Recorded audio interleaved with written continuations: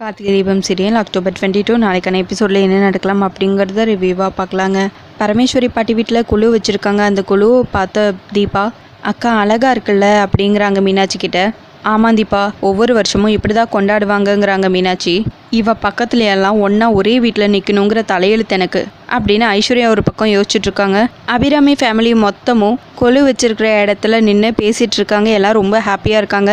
இந்த வருஷம் நிறைய பொம்மைங்க வச்சுருக்காங்கல்ல மாமா அப்படின்னு மீனாட்சி கேட்க, ஆமாம்மா நானும் அதான் நினச்சேன். வழக்கமாக இவ்வளோ பொம்மைங்க இருக்காதே, இந்த வருஷம் அப்படி என்ன விசேஷம்னு தோணுச்சு. அப்போ இதான் விஷயம்னு நான் புரிஞ்சுக்கிட்டேன் அப்படின்னு கார்த்திகப்பா சொல்லிட்டு இருக்கா. அப்படி என்ன விஷயம்னு கண்டுபிடிச்சிங்க மாமாங்கிறாங்க மீனாட்சி. இல்லை, மாமியார் 2 வருஷமாக மகளை பார்க்கலல்ல, இப்போ மகளை பார்த்ததும் அந்த சந்தோஷத்தில் தான் இப்படி பிரம்மாண்டமாக பிரதிபலிக்குதுன்னு தோணுச்சு அப்படின்னு சொல்ல, எங்கள் அம்மா என் மேலே பாசமாக இருக்கிறது உங்களுக்கு பொறாமையாக இருக்கா அப்படின்னு அபிராமி கேட்க, சாச்சா எனக்கு என்ன பொறாமை, நான் சந்தோஷமாக தான் சொல்கிறேங்கிறாங்க கார்த்தியோடப்பா. இல்லை மாமாவுக்கு லைட்டாக பொறாம தான் அத்தைங்கிறாங்க மீனாட்சி. கரெக்டாக அந்த நேரத்தில் சரவணன் அவங்க பொண்ணு 2 பேரும் வராங்க. என்னக்கா உன் புது மருமகளுக்கு நம்ம வீடு தான் ஆச்சரியம்னு நினச்சா கொலுவும் ஆச்சரியம் போல இருக்கு, இப்போ தான் இதெல்லாம் பார்க்குறாளான்னு சரவணன் அபிராமியை பார்த்து கேட்க, பரவாயில்லையே பெர்ஃபார்மன்ஸ் நல்லா தான் இருக்குன்னு யோசிக்கிறாங்க ஐஸ்வர்யா. ஏன் ஊரில் இருக்கிற எல்லாருமே கொலு வச்சு தான் நவராத்திரியை கொண்டாடுவாங்களா? பழக்கம் இருக்கிறவங்க தான் செய்வாங்க. நாங்களே கொலுவுக்கு இங்கே தானே வரோம், எங்கள் வீட்டில் பண்ணுறது இல்லையேங்கிறாங்க அபிராமி. அக்கா நல்லா முட்டு கொடுக்குறக்கா நீங்கிறாங்க சரவணன். கரெக்டாக அதுக்குள்ளே பரமேஸ்வரி பாட்டி வந்துடுறாங்க. சரவணா, ஏன்டா இப்படி உங்கள் அக்காவை சீண்டிகிட்டே இருக்க அப்படின்னு கேட்க, நான் என்னமா பண்ண, நான் யதார்த்தமாக தான் கேட்டேன். உங்கள் மக தான் ஏதோ சண்டைக்காரங்கிட்ட பேசுகிற மாதிரி பேசிகிட்டு இருக்காங்கங்கிறாங்க சரவணன். ஆமாம் நீ யதார்த்தமாக தான் கேட்டேங்கிறாங்க அபிராமி. ஏமா சின்ன வயசில் தான் அக்காவும் தம்பியும் 2 பேரும் ஒருத்தர் அடிச்சுக்கிட்டீங்க பிடிச்சிக்கிட்டீங்க, இப்போ பேரம்பேத்தி எடுக்கிற வயசில் கூடவா இப்படியே இருப்பீங்க?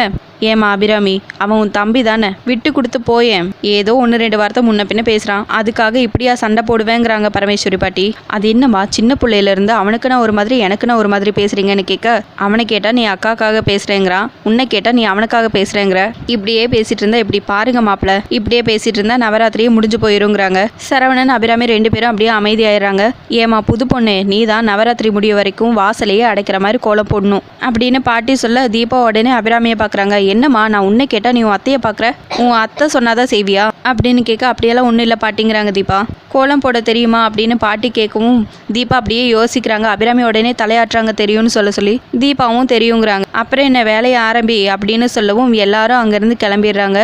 எல்லாரும் அப்படியே ஹாலில் வந்து நிற்கிறாங்க. மலரே நீ ரெடியா அப்படின்னு கேட்கவும் நான் ரெடிங்கிறாங்க மலர். தீபா அப்படின்னு கேட்கவும் தீபா நானும் ரெடி அப்படிங்கிறாங்க. உங்கள் 2 பேருக்கும் நான் 1 மணி நேரம் டைம் கொடுப்பேன், அதுக்குள்ளே நீங்கள் கோலம் போட்டு முடிக்கணும் அப்படின்னு பாட்டி சொல்லவும், நவராத்திரிக்கு தகுந்த மாதிரி போடணுமா இல்லை ரங்கோலி மாதிரி போடலாமா அப்படின்னு தீபா கேட்கவும், போட்டின்னு ஆயிடுச்சு, அப்புறம் என்ன உங்கள் இஷ்டத்துக்கு போடுங்க, ஆனால் கோலம் அழகாக இருக்கணும், நீங்கள் 2 பேரும் ஆரம்பிங்க, நாங்களும் வந்து பார்ப்போம். ஆனால் நாங்கள் வந்து பார்த்தா எங்கள் பேத்தி என்ன தெரியுமா சொல்லுவா, நீங்கள் வந்து பார்த்தனால தான் கோணலாக போயிடுச்சுன்னு சொல்லுவா அப்படின்னு பாட்டி சொல்லவும், பாட்டி அப்படிங்கிறாங்க மலர். சும்மா விளையாட்டுக்கு தாண்டா, அதுக்குள்ளே சின்னுங்கண்ணா எப்படிங்கிறாங்க. அது பரம்பராஜின், ஒன்றும் பண்ண முடியாது, எனக்கு ஒருத்தையை கட்டி வச்சிருக்கீங்களே அவ்வளோ அப்படிதான் அப்படின்னு கார்த்தியோட அப்பா யோசிக்கிறாங்க. செல்வி கோலப்பொடியெல்லாம் ரெடியாக இருக்கா அப்படின்னு பாட்டி கேட்கவும், ரெடியாக இருக்குமாங்கிறாங்க. சரி 2 பேரும் போய் ஆரம்பிங்க அப்படின்னு சொல்லவும் தீபா ஒரு பக்கம் மலர் ஒரு பக்கம் போய் உட்காந்து கோலம் போட ஆரம்பிக்கிறாங்க. மலர் வந்து உட்காந்ததுமே டக்குன்னு கோலம் போட ஆரம்பிச்சிடறாங்க. இன்னொரு பக்கம் தீபா சாமியை வேண்டிக்கிட்டு அதுக்கப்புறம் கோலம் போட ஸ்டார்ட் பண்ணுறாங்க.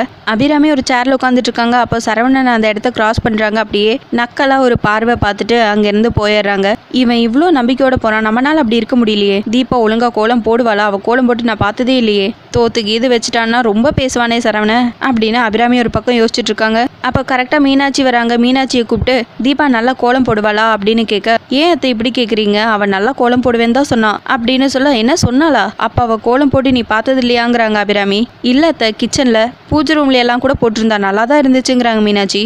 ஏய், கிச்சன் மேடையில் பூஜை ரூம்ல எல்லாம் போட்டது ஒரு கணக்கா, போட்டியில் ஜெயிக்கிற அளவுக்கு அவளுக்கு திறமை இருக்குமா, கலர் காம்பினேஷன்லாம் நல்லா கொடுப்பாளா அப்படின்னு கேட்கவும், அது எனக்கு தெரியல அத்தைங்கிறாங்க மீனாட்சி. ஆனால் அவள் எது பண்ணாலும் பெர்ஃபெக்டாக தான் பண்ணுவா, அவளுக்கு நிறைய திறமை கத்த அப்படின்னு சொல்லவும், அவள் கோலம் ஒழுங்காக போடுவாளா இல்லையான்னு மட்டும்தான் கேட்டேன், அதுக்கு மட்டும் ஆமா இல்லைன்னு பதில் சொல்லு, அது போதுங்கிறாங்க அபிராமி. கரெக்டாக அந்த நேரத்தில் சரவணன் மதுமிதா 2 பேரும் வராங்க. அக்கா, நான் மாடியிலேருந்து பார்த்தேன், என் பொண்ணு பின்னி எடுத்திருக்கா அப்படின்னு சரவணன் சொல்ல, ஆமா நீ என்னாலேயே நம்ப முடியல, அவ்வளோ அழகாக கோலம் போட்டிருக்கா அப்படின்னு மதுமிதாவும் சொல்லிட்டு இருக்காங்க. அவசரம் கொடுக்குங்களா, அதுக்குள்ளே பார்த்துட்டு வந்துட்டீங்களா அப்படின்னு பரமேஸ்வரி பாட்டி கேட்டுட்டே கீழே இறங்கி வராங்க. ஆமாம்மா பார்த்துட்டோம், அவளும் கோலம் போட்டு முடிச்சிட்டா, நீங்கள் வந்தீங்கன்னா போய் பார்த்துட்டு வந்துடலாங்கிறாங்க சரவணன். ஆமாம்மா நானும் டைம் பார்த்துட்டு தான் வந்தேன், வாங்க எல்லாரும் போய் பார்ப்போம். மீனாட்சி போய் மற்றவங்களையும் கூட்டிகிட்டு வாங்குறாங்க. அதுக்கப்புறம் எல்லாருமா சேர்ந்து கோலத்தை பார்க்கறதுக்காக போகிறாங்க. கரெக்டாக மலர் வராங்க. என்ன அதுக்குள்ளே கோலம் போட்டு முடிச்சிட்டிங்களா அப்படின்னு கேட்கவும், ஆமாம் பாட்டி முடிச்சிட்டேன், ஆனால் இவ இப்போதான் முடிச்சிட்டு வரா அப்படின்னு மலர் சொல்ல, நான் சொன்ன டைம்குள்ளே நீ முடிச்சிட்டல, அப்புறம் எதுக்கு அவளை குறை சொல்லிட்டுங்கிறாங்க அந்த பாட்டி. அம்மா, கொடுத்த வேலையை சொன்ன நேரத்துக்கு முன்னாடி முடிக்கிறது ஒரு திறமை தானே, அதைத்தானே அவள் சொல்லி காட்டுறா. நம்ம திறமையை மற்றவங்க புரிஞ்சுக்கலனா சொல்லி காட்டுறது தவிர வேற வழி இல்லையே. அதுலேயும் இந்த காலத்தில் செல்ஃப் மார்க்கெட் ரொம்ப அவசியங்கிறாங்க சரவணன். அப்படியாப்பா, என் பேத்தி திறமைசாலியாக இருந்தால் எனக்கும் சந்தோஷம்தான், வாங்க போய் பார்க்கலாம் அப்படின்னு சொல்லிட்டு எல்லாரும் போகிறாங்க. மலரோட கோலத்தை ஃபஸ்ட்டு பார்க்குறாங்க. அந்த கோலத்தை பார்த்ததுமே பரமேஸ்வரி பாட்டி அசந்து போய் நிற்கிறாங்க. மீதி இருக்கிற எல்லாருமே அப்படியே ஆச்சரியத்தோடு பார்க்குறாங்க. வா, நான் கூட சும்மா வாய்ஜாலம் காட்டுறான்னு நினச்சேன், இவ வண்ணத்துலேயும் ஜாலம் காட்டியிருக்காளே அப்படின்னு ஐஸ்வர்யா யோசிக்கிறாங்க. எப்படி பாட்டி உங்கள் பேத்தியோட திறமை அப்படின்னு மலர் கேட்க, என் தங்கம் என் ராஜாத்தின்னு கொஞ்சறாங்க. இப்படியெல்லாம் கோலம் போட தெரிஞ்சவளுக்கு இத்தனை நாள் என்ன திரியா கோலம் போட்டுட்டு இருந்த அப்படின்னு கேட்க, இவ்வளோ பெரிய கோலம் இப்போதான் போடுறேன் பாட்டி, போட்டின்னு வந்துட்டா என்னால் நிரூபிக்க முடியாதது எதுவும் இல்லைங்கிறதுக்காக தான் இப்படி ஒரு கோலத்தை போட்டேன். அந்த ஸ்பிரிட்டை தான் இப்போ என்னோட கோலமாக பார்க்குறீங்க அப்படின்னு சொல்ல, உன் திறமையை நீ நிரூபிச்சிட்ட அப்படிங்கிறாங்க பாட்டி. என்னம்மா, இன்னொரு கோலத்தையும் இதுக்கும் மேலே பார்க்கணும்னு தோணுதா? இப்போவே அந்த வைர நெக்லஸ் என் பொண்ணுக்கு தான் சொல்லிடலாமே அப்படின்னு சரவணன் சொல்ல, அது எப்படி தீபாவோட கோலத்தை பார்க்காம நீங்கள் சொல்லுவீங்கிறாங்க கார்த்தியோடப்பா. பாட்டியும் ஆமாங்கிறாங்க, மலர் நல்லா தான் கோலம் போட்டிருக்கா, ஆனால் தீபாவோட கோலத்தையும் பார்க்கணும்ல அப்படின்னு கார்த்தியோடப்பா சொல்ல, இதை தாண்டி ஒரு கோலமா? வாய்ப்பே இல்லை, இவ கோலத்தை போய் மொக்க வாங்குறதுக்கு இவ்வளோ பேச்சு அப்படின்னு ஐஸ்வர்யா யோசிக்கிறாங்க. ஏன்பா சரவணா, நான் இன்னைக்கு போட்டின்னு வச்சாச்சு, இந்த ஒரு போட்டியை வச்சு வைர நெக்லஸ் நான் கொடுக்குறேன்னு சொன்னேன்னா தீபா போட்ட கோலத்தையும் பார்த்துட்டு அதுக்கப்புறம் நான் ஒரு முடிவெடுப்பேன். அதுக்கப்புறம் தான் அந்த வைர நெக்லஸை யாரு கொடுக்கணும்னு நான் சொல்லுவேன் அப்படின்னு பாட்டி சொல்லிட்டு இருக்க. சரிம்மா, கிணத்து தனியா ஆத்து தனியா கொண்டு போயிடும், நீங்க எவ்வளோ போட்டி வேணாலும் வைங்க, இந்த வருஷம் வைர நெக்லஸ் எங்களுக்கு தாங்கிறாங்க சரவணன். அப்படி வாங்கிட்டு போனா எனக்கும் சந்தோஷம்தான். அதுக்கு முன்னாடி தீபா போட்ட கோலத்தையும் பார்த்துடலாம், அதுக்கப்புறம் என் முடிவை சொல்றேங்கிறாங்க பரமேஸ்வரி.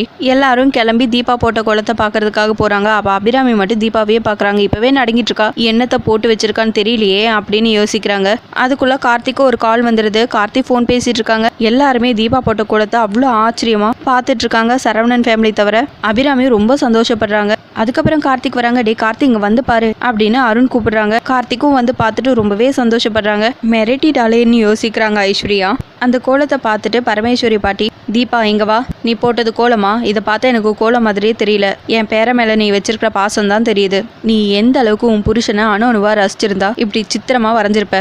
கார்த்தி, உன் பொண்டாட்டி உன்னை கடைசி வரைக்கும் நல்லா பார்த்துப்பா. அபிராமி, நீ சொன்னியே நானா தேடி கண்டுபிடிச்சிருந்தா கூட இப்படி ஒரு மருமக எனக்கு கிடைச்சிருக்க மாட்டான்னு, நீ ஏதோ வாய் வார்த்தைக்கு சப்போர்ட் பண்ணி பேசுறேன்னு நினைச்சேன். இல்லை நீ சொன்னது 100க்கு 200% உண்மை அப்படின்னு பரமேஸ்வரி பாட்டி, அபிராமி அப்புறம் மீதி இருக்கிற எல்லார்கிட்டையும் சொல்றாங்க. என்னம்மா இது, ஒரு கோலத்தை வச்சு மொத்த ஜாதகத்தையும் கணிக்கிறீங்க அப்படின்னு சரவணன் கேட்க, அப்படி இல்லடா, புருஷன் மேலே உசுரை வச்சிருக்கிறவ புகுந்த வீட்டை அப்படியே தாங்கி பிடிப்பாடா அப்படின்னு சொல்லுவோம். அப்போ நெக்லஸ் கொடுக்க இந்த ஒரு தகுதி போதுமா? அப்படிதானே அப்படின்னு சரவணன் கேட்க, பாட்டி அப்படியே சைலண்ட் ஆயிடுறாங்க. என்னம்மா, இது கோலத்தை கோலமாக பார்க்கணும், அதை விட்டுட்டு புருஷன் மேலே பாசம் வச்சிருக்காளா இல்லையான்னு டெஸ்ட் பண்ணுவீங்களா? என் பொண்ணுக்கு கல்யாணம் ஆயிருந்தா கூட அவளும் இப்படி தான் வரைஞ்சிருப்பா. போட்டினா போட்டியா மட்டும் பார்த்து தீர்ப்பு சொல்லணும். கோலமாக பார்த்தா என் பொண்ணு போட்டது தான் கோலம், இதெல்லாம் ஏமாத்து வேலைங்கிறாங்க சரவணன். சரவணா, மனசில் இருக்கிற உருவத்தை அப்படியே தத்ரூபமாக சித்திரமாக கொண்டு வந்திருக்கானா? அவள் உன் பொண்ணு போட்ட கோலத்தை போட மாட்டாளா என்ன? எதுக்கு எப்படி தீர்ப்பு சொல்லணும்னு எனக்கு நல்லா தெரியும், நீ கொஞ்சம் அமைதியாரு. தீபா, நீ ஏண்டா கண்ணு மருவி நிற்கிற? இந்த கோலப்போட்டியில் நீ தான் ஜெயிச்சிருக்க, இதுதான் ஏன் தீர்ப்பு அப்படின்னு பாட்டி சொல்லவும் எல்லாரும் அப்படியே கிளாப் பண்ணுறாங்க. தீபாவை பார்த்து பாட்டியும் என் தங்கம் அப்படின்னு சொல்லிட்டு கொஞ்சிட்டு அங்கேருந்து போயிடுறாங்க. கார்த்திக் மட்டும் அந்த கோலத்தையும் பார்த்துட்டு தீபாவையும் பார்த்துட்டு அப்படியே சைலண்டாக சிரிக்கிறாரு. அதோட எபிசோடு முடிச்சிருக்காங்க. உங்களுக்கு இந்த வீடியோ பிடிச்சிருந்தா லைக் அண்ட் சப்ஸ்கிரைப் பண்ணி நம்ம சேனல் சப்போர்ட் பண்ணுங்கள். தேங்க்யூ.